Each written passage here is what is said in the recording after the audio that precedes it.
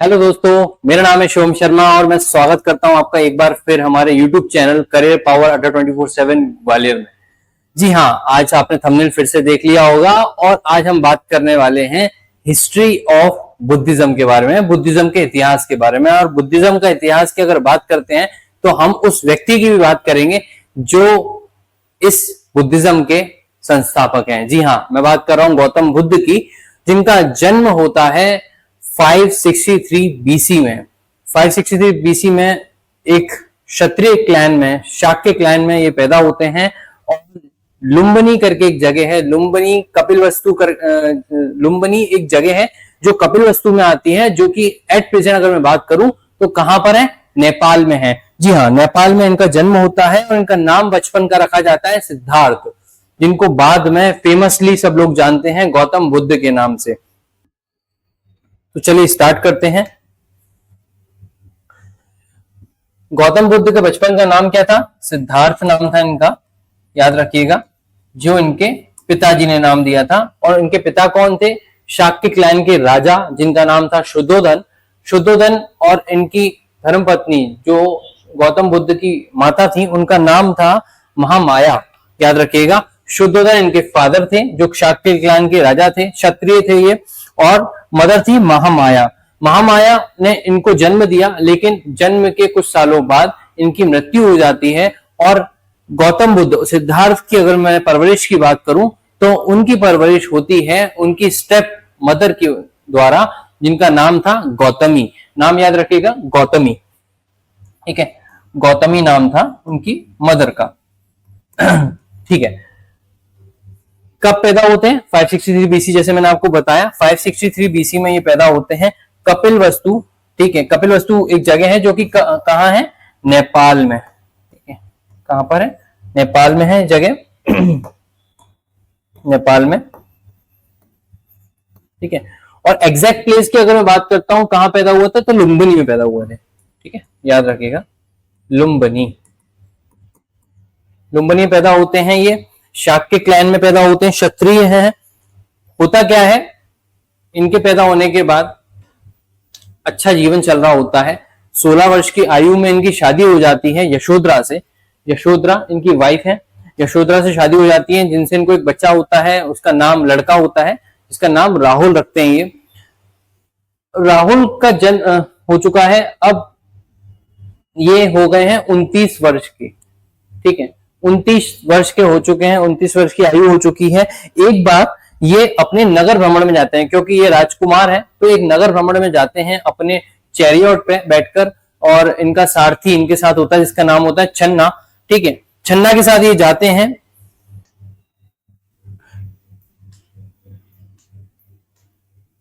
ठीक है, छन्ना के साथ जाते हैं। अच्छा, लाइफ बहुत अच्छी चल रही थी, पर बुद्धिज्म कैसे आया वो उस पर बात करते हैं। तो लाइफ बहुत अच्छी चल रही थी, सब कुछ अच्छा था, राज परिवार में पैदा हुए थे, सब मजे से चल रहा था। लेकिन एक बार जब ये नगर भ्रमण में जा रहे होते हैं तो इन्हें 4 लोग मिलते हैं, ठीक है, जो इनका जीवन बदल देते हैं, ठीक है। वो 4 लोग कौन होते हैं? सबसे पहले वो एक वृद्ध से मिलते हैं। किससे मिलते हैं? एक वृद्ध से मिलते हैं, ठीक है। तो छन्ना से पूछते हैं, छन्ना ये कौन है? तो छन्ना बताते हैं, मालिक महाराज, ये आपके राजकुमार जो है, राजकुमार ये एक वृद्ध व्यक्ति है, ठीक है, बूढ़ा व्यक्ति है गांव का। बोला अच्छा, तो छन्ना ऐसा है कि मैं भी बूढ़ा होऊंगा किसी दिन? बोला हाँ मालिक, आप भी बूढ़े होंगे किसी दिन, मैं भी बूढ़ा होऊंगा किसी दिन, सभी होते हैं। बोले अच्छा, चलो ठीक है। उस वृद्ध पे बहुत दया आती है उन्हें, लेकिन वो छन्ना को बोलते हैं चलो आगे चलते हैं। आगे जाते हैं, वो आगे जाके उन्हें एक व्यक्ति मिलता है जो लेटा होता है, ठीक है, जो कि अपने शयन मतलब अवस्था में होते हैं, बढ़िया आराम कर रहे होते हैं। तो वो देखते हैं बड़े बीमार से दिख रहे होते हैं, लेकिन वो तो वो पूछते छन्ना ये कौन है? तो बोले ये बीमार व्यक्ति हैं। तो बोले कि यार बीमार है तो परिवार वाले कहाँ हैं इनके? बोले इनके परिवार वालों ने इनको छेक दिया, मतलब इनको छोड़ दिया है, ठीक है, इसलिए ये घर से बाहर रह रहे हैं। बोले क्यों? बोले इनको कोई बीमारी ऐसी हो गई है कॉन्टेजियस, जो कि छूने से फैल जाती है, इसलिए इनको थोड़ा आइसोलेट करा है, दूर रखा है। बोले अच्छा। बोले ये तो बहुत बुरा है यार, मतलब फैमिली ही घर वालों को छोड़ रही है, तो ये तो बहुत गलत है। तो इन पे बहुत दया आती है। छन्ना से बोलते हैं वो चलो यार आगे चलते, दिमाग बहुत खराब हो गया है। फिर वो नेक्स्ट आगे जाते हैं तो उनको एक व्यक्ति मिलता है जिसको 4 व्यक्ति उठा के ले जा रहे होते हैं। बोले ये चन्ना ये क्या हो रहा है?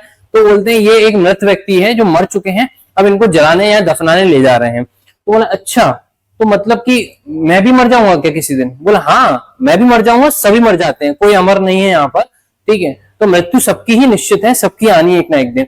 तो इन तीनों घटनाओं से को देखकर बड़े दिल है ना उनको भर आता है। बोले यार मतलब मुझे आज तक जो भी कुछ बताया गया, सिखाया गया, वो सब एक झूठ है, ठीक है। जीवन एक नश्वर है और चीजें किसी ना किसी वक्त जाके खत्म हो जाएंगी, ठीक है। उसके बाद फिर वो छन्ना से कहते हैं आगे चलो। तो छन्ना के से आगे चलने के बाद जब एक व्यक्ति से मिलते हैं, वो आगे जाके देखते हैं एक साधु है, एक भिक्षु है, एक तपस्वी है जो तपस्या में लीन है, वो बैठे हुए हैं पेड़ के नीचे। उनको देख के वो बोलते हैं कि छन्ना ये कौन है? बोले तो ये एक भिक्षु है, ये साधु है, ठीक है, ये अपनी साधना में लीन है, ये तपस्वी है, ये अपनी तपस्या में लीन है। तो बोले यार ये व्यक्ति बहुत सही लग रहे हैं, क्योंकि देखो उन तीनों में मुझे तीनों ही दुखी लग रहे थे। ये वृद्ध भी दुखी थे, बुढ़ापा आ गया, ये बीमार थे, ये दर्द में थे, ये तो चले ही गए थे तो दुख में ही चले गए, ठीक है। तो ये तीनों से ज्यादा सबसे ज्यादा खुश जो व्यक्ति दिख रहा है मुझे, ये तपस्वी दिख रहा है, ये भिक्षु दिख रहा है, ठीक है। यहां से टर्निंग पॉइंट आता लाइफ में, और वो एक प्लान करते हैं कि यार मेरी लाइफ में ना मुझे सब कुछ मिला, लेकिन मुझे शांति फिर भी क्यों नहीं मिल पा रही। लेकिन इस व्यक्ति के पास कुछ नहीं है लेकिन शांति है, पीस है ना, तो मुझे वो चीज चाहिए। तो इससे आगे बढ़ते हैं, वो घर जाते हैं और अपना गृह त्याग कर देते हैं, अपना घर बार छोड़ देते हैं, राजपाट छोड़ देते हैं, सब छोड़ के वो आगे निकल जाते हैं, ठीक है। आगे निकल जाते हैं और सॉरी हाँ आगे निकल जाते हैं। तो मैंने आपको बताया था 29 वर्ष हो चुके थे, ठीक है। 29 वर्ष होने के बाद वो अपना गृह त्याग कर देते हैं, अपने सांसारिक जीवन को त्याग देते हैं और एक तपस्वी का जीवन यापन करने निकल जाते हैं। तो इस इंसिडेंट को महाभिनिष्क्रमण कहते हैं। ये बात याद रखना दोस्तों, इस इंसिडेंट को क्या कहते हैं? महाभिनिष्क्रमण। जब गौतम बुद्ध ने, जब सिद्धार्थ ने अपना घर को छोड़ा, घर बार छोड़ दिया, राजपाट छोड़ दिया, उस इंसिडेंट को कहते हैं महाभिनिष्क्रमण।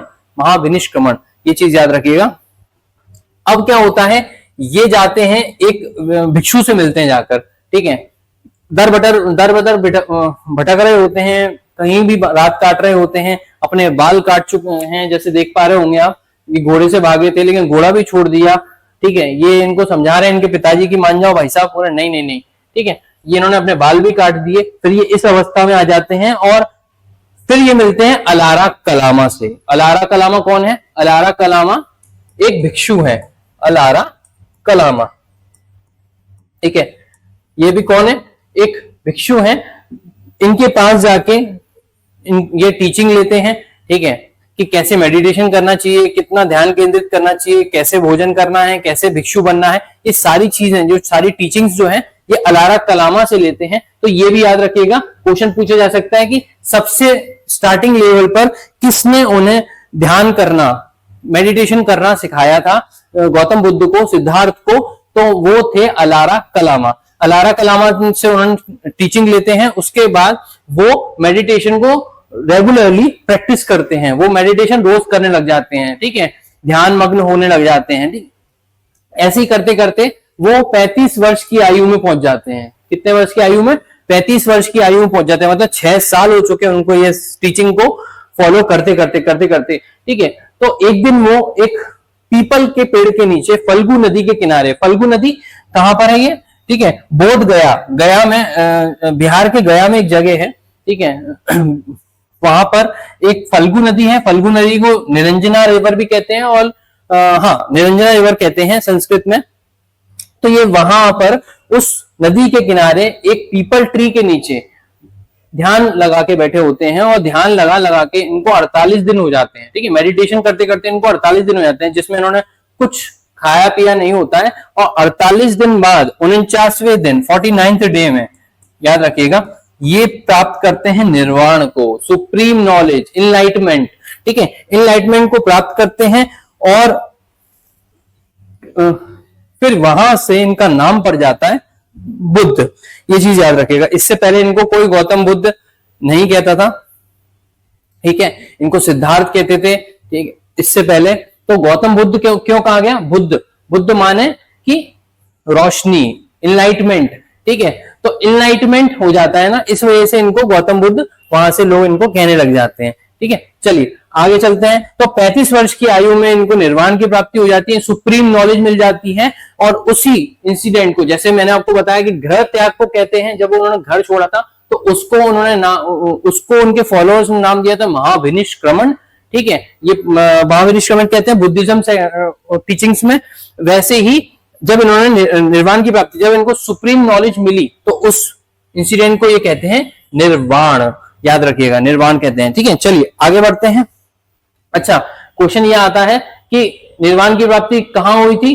तो बोधगया में हुई थी, याद रखिएगा, बिहार में है ये, ठीक है। उसके बाद किस नदी के किनारे हुई थी? तो फल्गु रिवर या निरंजना रिवर के नाम से आता है नाम, ठीक है, निरंजन भी नाम है उसका, ठीक है। उसके किनारे पे हुई थी। कौन सा ट्री था? पीपल का पेड़ था, बोधि ट्री भी, जिसके बाद जब उनको निर्वाण की प्राप्ति हुई तो उस पेड़ का नाम ही रख दिया बोधि ट्री। आज वहां पे बहुत बड़ा मंदिर बना हुआ है। चलिए आगे बढ़ते हैं।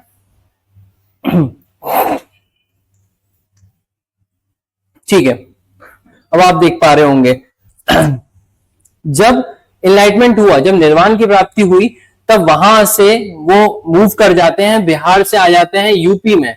और यूपी में कहा? सारनाथ करके एक जगह है, वहां आ जाते हैं, ठीक है। यूपी में सारनाथ करके जगह, वहां आ जाते हैं और वहां अपने 5 डिसाइबल को ये पहली टीचिंग, पहले उपदेश देते हैं, पहला सरमन देते हैं अपना ना, ठीक है। फर्स्ट सरमन जो है, उपदेश जो है, वो ये सारनाथ में देते हैं, जो 5 डिसाइबल को देते हैं। और 5 डिसाइबल कौन है ये? किसी और क्लैन के नहीं, ब्राह्मण क्लैन के हैं ये, ठीक है। ब्राह्मण है पांचों के पांचों। इनको ये अपनी पहली शिक्षा देते हैं, समझाते हैं, ठीक है, कि लाइफ क्या है, कैसे हम निर्वाण की प्राप्ति कर सकते हैं, ये चीजें बताते हैं, ठीक है। कहां पर आता है दोस्त सारनाथ? ये आता है वाराणसी के पास, याद रखना, ठीक है, वाराणसी के पास आता है। इनके 5 पूर्व तपस्वी साथी थे जो ब्राह्मण थे, उनको ये टीचिंग देते हैं, ठीक है। और इस इंसिडेंट को, जैसे देखो मैंने फिर बता रहा हूं, पैदा हुए, ठीक है, उसके बाद जब ग्रह त्याग किया, महाविनिष्क्रमण, फिर आपका सुप्रीम नॉलेज मिली तो उसे निर्वाण कहते हैं। और ऐसे ही अब ये जो पहला इन्होंने उपदेश दिया, उस इंसिडेंट को इन्होंने कहा धर्म चक्र प्रवर्तन, याद रखिएगा, धर्म चक्र प्रवर्तन। इस पे सिंबल भी बने हुए हैं, उसकी हम बाद में बात करेंगे। चलिए आगे बढ़ते हैं। ये अपनी टीचिंग दे रहे हैं, ठीक है। ठीक है, अब क्या होता है, मैं जैसे मैंने आपको बताया 563 बीसी में ये पैदा हुए थे, ठीक है, और 483 बीसी में, ठीक है, ये क्या करते हैं, 483 बीसी में ही अपने सारे अनुयायी जो हैं, फॉलोअर्स जो हैं, उन्हें बोल देते हैं कि अब मेरे जाने का वक्त आ रहा है करीब, तो मैं कभी भी अपने प्राण त्याग सकता हूं। तो उस प्राण त्यागने की प्रोसेस को, इंसिडेंट को, जैसे हम हमेशा नाम दे रहे हैं, तो इनके अनुयायियों ने क्या नाम दिया?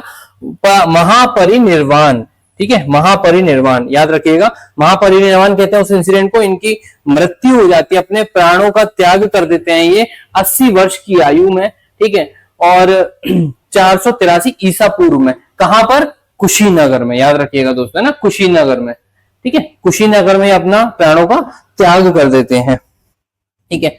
अब हम बात करते हैं, ये तो बुद्धिज्म थे, बुद्धिज्म उन्होंने फैला दिया, समझा दिया, अपनी टीचिंग दे दी, अपने उपदेश दे दिए अपने अनुयायियों को, बहुत सारे फॉलोअर्स हो गए थे इनके, ठीक है। इसके बाद अब हम इनकी टीचिंग की बात कर लेते हैं। टीचिंग की बात करें तो जो 483 बीसी थी, जैसे ये महापरिनिर्वाण को प्राप्त करते हैं, उसके बाद इनके जो फॉलोअर्स हैं वो बट जाते हैं अपनी अपनी टीचिंग्स के साथ।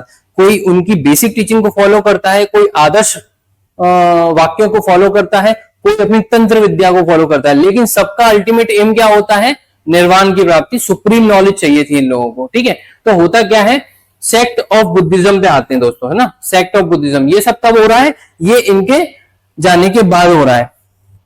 होता क्या है, बुद्धिज्म को 3 शाखाओं में बांट दिया। देखो क्या होता है, हर कोई व्यक्ति एक जैसा नहीं सोचता, है ना, सब अपना अपना, कुछ लोग होते हैं जो लॉन्ग टर्म निपटाते हैं, कुछ बोलते हैं हम मिडिल पाथ पकड़ेंगे, कुछ बोलते हैं शॉर्टकट पकड़ेंगे, ठीक है। तो यही वो लोग हैं जिन्होंने बुद्धिज्म को 3 शाखाओं में बांट दिया, ठीक है। और 3 शाखाओं में भी कैसे बांटा वो भी मैं बताऊंगा। बुद्धिस्ट काउंसिल, 4 बुद्धिस्ट काउंसिल हुई थी आपकी, ठीक है। बौद्ध संगति जिसको कहते हैं, 4 बुद्धिस्ट काउंसिल होती हैं, 4 राजाओं के निगरानी में होती हैं, उनके राज्यों में होती हैं। और जो चौथी होती है, चौथी कनिष्क के टाइम पीरियड में होती है, कनिष्क के एरिया में होती है।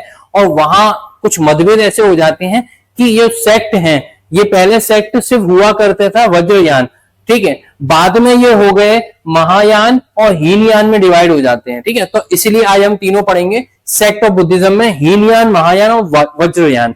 जैसा कि आप देख रहे हो इनके पीछे यान लगा हुआ है। क्या लगा हुआ है दोस्तों? यान। अब यान क्या होता है?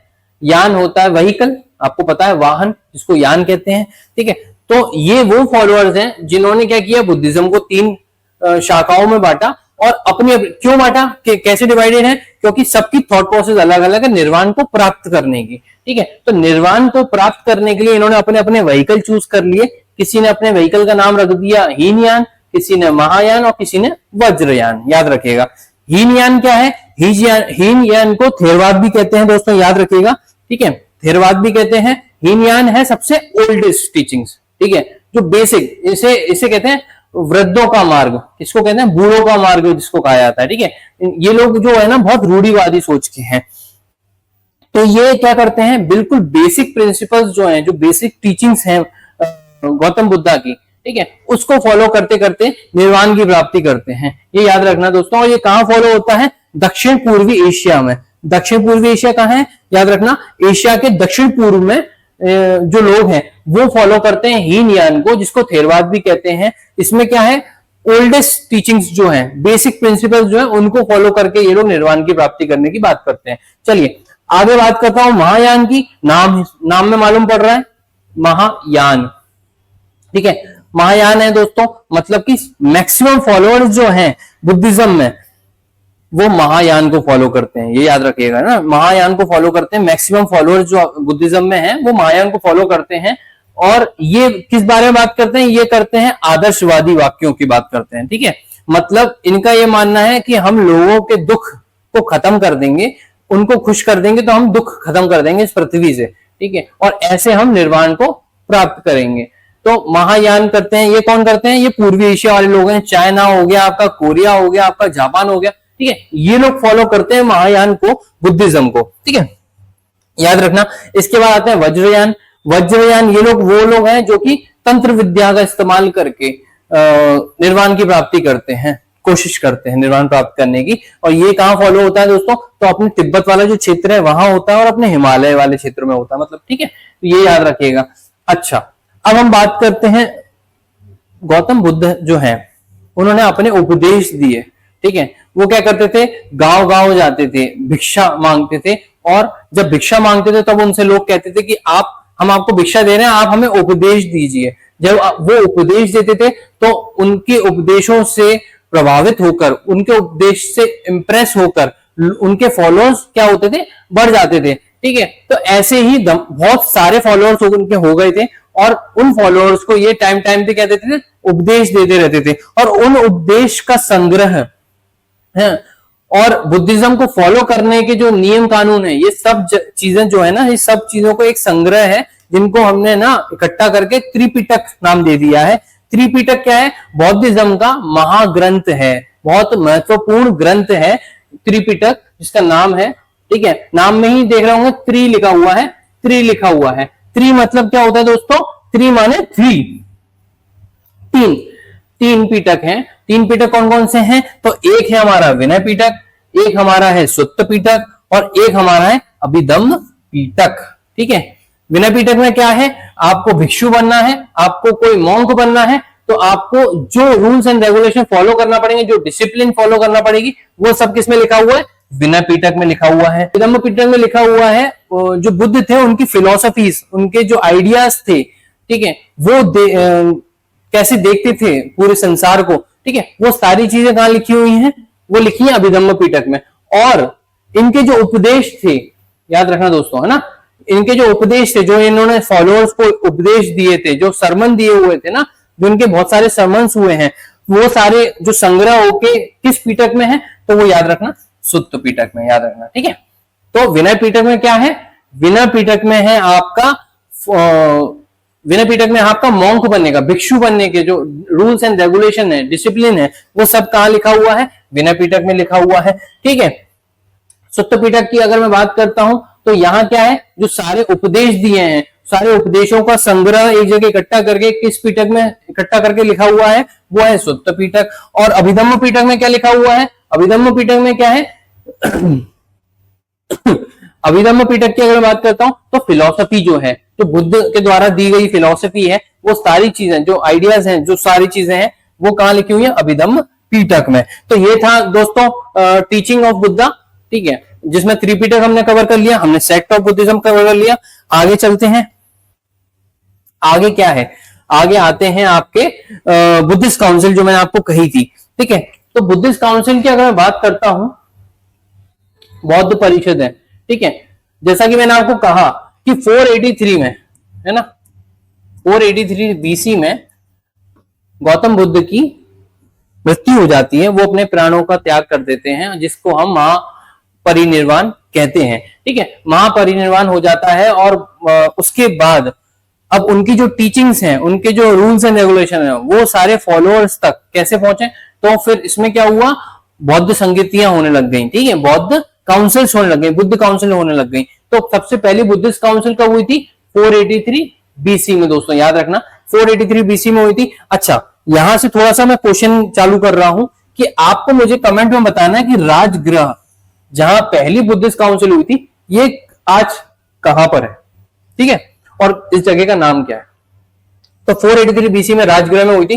किसके अंडर में? अजात शत्रु। याद है आप लोगों को अजात शत्रु कौन थे? है ना, अजात शत्रु कौन थे मुझे बताइएगा। ठीक है, अजात शत्रु का एक और नाम था, वो मुझे बताना कमेंट बॉक्स में। ठीक है, अजात शत्रु के अंडर में हुई थी 483 बीसी में, राजगृह में हुई थी पहली बुद्धिस्ट काउंसिल। उसके बाद हम बात करते हैं 383 में, पूरे 100 साल बाद कहां हुई? वैशाली में। मैंने आपको बताया था, वैशाली में भी एक बहुत अच्छा स्तूप बना हुआ है ना, वो पता करना, मुझे बताना वैशाली कहां पर है और किसके अंडर में हुई थी? कालाशोक के अंडर में हुई थी। ठीक है, तब राजा कौन थे? कालाशोक थे। फिर आते हैं 255 बीसी में थर्ड बुद्धिस्ट काउंसिल हुई थी। ये कहां हुई थी? ये इंपॉर्टेंट इसलिए हो जाती है दोस्तों क्योंकि ये है हमारे कलिंग विजेता अशोक के अंडर में। ठीक है, अशोक राजा थे, उनके राज के टर्म में हुई थी, है ना, उनके राज शासन में हुई थी। कहां हुई थी? पाटलिपुत्र उनकी कैपिटल थी, वहां हुई थी और 255 बीसी में हुई थी। ठीक है, याद रखिएगा। इसके बाद जो चौथी बुद्धिस्ट काउंसिल है वो होती है फर्स्ट सेंचुरी में, पहली सदी में होती है। और कहां होती है? कुंडलवन में होती है। कुंडलवन कहां पर है ये मुझे बताएंगे आप लोग। कुंडलवन में होती है। कनिष्क जो कुषाण रूलर हैं, कौन है? कुषाण रूलर। ठीक है, इनके अंडर में होती है, इनके राज्य में होती है। कुषाण रूलर है कनिष्क, इनके राज्य में होती है चौथी बुद्धिस्ट काउंसिल। और इस बुद्धिस्ट काउंसिल में क्या होता है? मतभेद हो जाते हैं फॉलोअर्स के बीच में, और जब मतभेद हो जाते हैं तो फिर ये सेक्ट जो है वो बट जाता है। पहले हम सिर्फ वज्रयान पढ़ते थे, उसके बाद ये हीनयान और महायान दोनों आ जाता है, और आज हम 3 सेक्ट पढ़ते हैं बुद्धिज्म के, 3 शाखाएं हैं बुद्धिज्म की, वो है हीनयान, वज्रयान और महायान। ठीक है, तो ये चीज याद रखना दोस्तों, कनिष्क के टाइम में हुई थी चौथी बुद्धिस्ट काउंसिल। ठीक है, चलिए आगे बढ़ते हैं। ये कुछ इवेंट्स हैं जो कि बुद्धा से बिलोंग करते हैं। ठीक है, जैसा मैंने आपको कहा था कि जो उनके अनुयायी थे, जो उनके फॉलोअर्स थे, ठीक है, और जो उनके राज्य के लोग थे, ठीक है, उन्होंने हर एक इंसिडेंट को, उनके पैदा होने से लेकर उनके महापरिनिर्वाण तक हर किसी को एक सिंबल दिया है, और हम उन्हीं सिंबल की बात करेंगे क्योंकि ये एग्जाम में डायरेक्ट पूछा जाता है। ठीक है, ये चीज याद रखिएगा। चलिए, तो हम बात करते हैं सिंबल्स की। तो जब वो पैदा हुए, ठीक है, तो कौन है ये महामाया जी हैं, इनकी मदर, इनकी पहली मदर, जिनसे ये पैदा होते हैं। तो जन्म जो है, ठीक है, जन्म जो है वो सिंबल जो है वो ये हमारा क्या है? कमल का फूल है। कमल का फूल है, तो ये याद रखना है, जन्म को किस सिंबल में इवेंट में दिखाया गया है, किस जो एसोसिएट किया गया है वो है कमल का फूल। क्यों है दोस्तों? क्योंकि कहा यह जाता है कि जब ये पेट में थे, ठीक है, जब ये अपने माँ के गर्भ में थे, तब इनकी माँ को एक सपना आता है जिसमें एक व्हाइट हाथी, व्हाइट एलिफेंट, ठीक है, इनकी तरफ आ रहे हैं और इनके ट्रंक में एक कमल का फूल है जो इन्हीं की तरफ आए जा रहा है, ठीक है, बहुत बड़ा कमल का फूल है। तो ये जब सपना वो देखती हैं तो डर जाती हैं, वो उड़ जाती हैं, उठ के वो अपने आसपास के लोगों को वो अपना सपना बताती हैं। और जो उसमें जो बुद्धिजीवी होते हैं वो ये कहते हैं कि आपको बहुत अच्छी आप एक अच्छी सोल को जन्म देने वाले हैं, ठीक है, या तो ये बहुत बड़े सन्यासी बनेंगे या फिर ये बहुत बड़े सम्राट बनेंगे, ये चीज याद रखना। तो फिर कमल का फूल इन्होंने सिंबल दिया है जन्म को। इसके बाद वो अपने 29 वर्ष की आयु में अपने घर को त्याग कर चले जाते हैं सन्यासी बनने। तो उस इंसिडेंट को भी मैंने कहा था हम क्या नाम देते हैं, महाभिनिष्क्रमण, याद रखना, महाभिनिष्क्रमण कहते हैं। महाभिनिष्क्रमण को इन्होंने किससे कहा है, घोड़ा, क्योंकि घोड़े के साथ ही भागे थे ना, घोड़े से ही चेंज। जब वो गए शहर में तब भी उन्होंने घोड़े पे ही थे, है ना, अपने चैरियट पे बैठे हुए थे, तभी तो उन्होंने वो 4 लोगों को देखा, तभी उनके मन में विचार आया, चेंज होने का विचार आया कि मुझे पीस की तरफ जाना है, मुझे शांति की तरफ जाना है, ठीक है, और घोड़े पे ही वो अपने घर से भागे थे। उस घोड़े का नाम था कंठक। ये याद रखना कि गौतम बुद्ध, सिद्धार्थ के घोड़े का नाम क्या था, कंठक था, और उनके सारथी का नाम क्या था, छन्ना था, ठीक है। चलिए, तो ये थे, घोड़ा जो है सिंबल है इस चीज का, गृह त्याग का। इसके बाद आगे बढ़ते हैं। तो जब उन्होंने पहली बार, मैंने आपको बताया था 49th डे, 49वें दिन उन्होंने निर्वाण की प्राप्ति की थी, सुप्रीम नॉलेज, इनलाइटमेंट की प्राप्ति की थी। तो उस इंसिडेंट को सिंबल दिया गया है, पीपल का ट्री है, ये बोधि ट्री है, इसका नाम बोधि वृक्ष रख दिया था उन्होंने बाद में। तो पीपल के ट्री के साथ ये इंसिडेंट बताया गया है कि निर्वाण को किस सिंबल से एसोसिएट किया गया है, तो बोधि ट्री से किया गया है, पीपल के ट्री से किया गया है ना, पीपल के वृक्ष से। उसके बाद जब इन्होंने निर्वाण की प्राप्ति कर ली तो इन्होंने पहला उपदेश दिया, कहाँ दिया, सारनाथ में दिया, वाराणसी में सारनाथ में दिया पहला उपदेश अपने 5 डिसाइपल को, ठीक है, ये ब्राह्मण्स थे। तो इनको इन्होंने जो उपदेश दिए हैं, इसको किस सिंबल से बताया जाता है, किस सिंबल से, किस प्रतीक से बताया जाता है, तो वो ये है आपका 8 स्पोक व्हील, 8 तीलियों वाला एक चक्र, याद रखिएगा, एक पहिया, ठीक है। 8 तीलियां क्यों है दोस्तों, मैंने आपको बताया था जब मैंने अशोक के बारे में पढ़ा था कलिंग में। तो अशोक जब बुद्धिज्म को प्राप्त कर लेते हैं, बुद्धिज्म को एक्सेप्ट कर लेते हैं, बुद्धिज्म को फॉलो करने लग जाते हैं, तब वो अष्टांग मार्ग की बात करते हैं, 8 फोल्ड पाथ की बात करते हैं। तो ये जो स्टिक्स हैं, ये जो तीलियां हैं, ये वही अष्टांग मार्ग को बता रही हैं, जता रही हैं दोस्तों, याद रखिएगा ना, ठीक है। तो पहला उपदेश जो था वो 8 तीलियों वाले पहिए का प्रतीक बताया गया है। इसके बाद जब वो महापरिनिर्वाण पे चले जाते हैं, जब वो अपने शरीर को त्याग देते हैं, जब वो मृत्यु हो जाती है उनकी, कब होती है, 483 BC में, तब उस इंसिडेंट को किस सिंबल से बताया गया है, तो स्तूप के तौर पे बताया गया है ना, याद रखिएगा, ये महापरिनिर्वाण स्तूप है, ठीक है। तो ये स्तूप के तौर पे बताया गया है। इसके बाद ये तो हमारे सिंबल हो गए, इसके बाद हम आगे चलते हैं, ठीक है। तो ये था हमारा बुद्धिज्म का पूरा चैप्टर, ठीक है। मुझे नहीं लगता बुद्धिज्म से इसमें से कोई क्वेश्चन बाहर जाने वाला है, सारे क्वेश्चन इसी में से बन जाएंगे। पूरा आपका बुद्धिज्म, आप इस वीडियो को बहुत अच्छे से देखेंगे तो आपको मालूम पड़ेगा कि पूरा बुद्धिज्म इसमें आपका कवर हो गया है दोस्तों ना, इससे बाहर कहीं नहीं जाने वाला है, सारी चीजें इस वीडियो में ही हैं। आप इस वीडियो को अच्छे से दोबारा तिबारा जितनी बार मन करे देख सकते हैं, नोट्स बना सकते हैं। मैंने बहुत शॉर्ट में चीजें रखी हैं जिससे आपको ज्यादा पेचीदा चीजें ना लगे, ठीक है। चलिए, ये था हमारा बुद्धिज्म। अब मैं थोड़ा बात कर लेता हूं हमारे कोर्सेज के बारे में। हमारा न्यू फाउंडेशन बैच चालू हो रहा है, 11 से 1 न्यू फाउंडेशन बैच चालू हो रहा है। 2 बैचेस हैं एक्चुअली, ये बैंक का फाउंडेशन बैच है और एसएससी का फाउंडेशन बैच है, जो कल से स्टार्ट होने वाला है, और 11 AM to 1 PM टाइम रखा गया है, ये याद रखिएगा। ये हमारे रेगुलर बैचेस हैं जो चल रहे हैं। अगर किसी को ये ज्वाइन करना हो तो वो कांटेक्ट कर सकता है। इसी तरह मजेदार तरीके से अगर पढ़ना चाहता है तो वो आके हमारे फूलबाग सेंटर पे विजिट कर सकता है, हमारे साथ जुड़ सकता है दोस्तों। ऐसे ही हमारा मनोबल बढ़ाते रहिए, हमारे वीडियोस देखते रहिए, कमेंट करते रहिए, शेयर करते रहिए और सब्सक्राइब करना बिल्कुल ना भूलें। Thank you so much from my side, good bye.